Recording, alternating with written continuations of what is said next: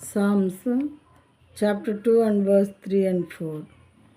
Let us burst their bonds apart. Let us burst their bonds apart and cast away their cords from us. He who sits in the heavens laughs. భూరాజులు యెహోవాకును ఆయన అభిషిక్తునికిని విరోధముగా నిలువబడుచున్నారు. ఏలికలు ఏకీభవించి ఆలోచన చేయుచున్నారు. ఆకాశమందు ఆసీనుడగువాడు నవ్వుచున్నాడు.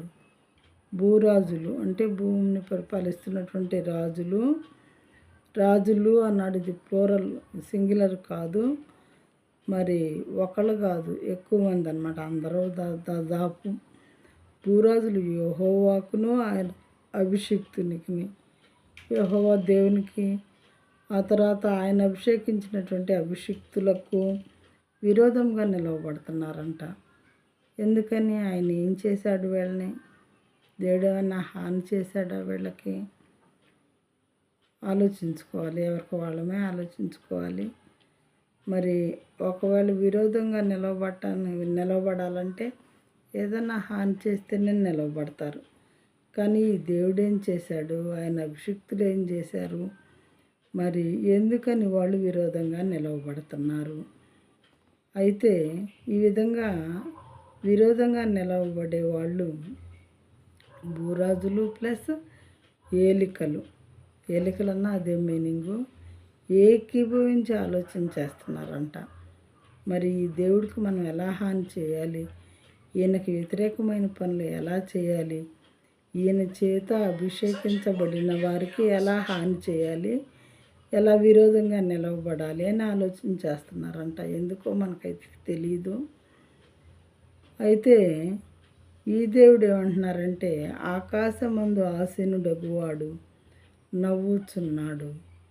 వీళ్ళ ఆలోచనలు చూసి, మానవుల యొక్క ఆలోచనలు దేవుడు చూసి నవ్వుచున్నాడంట.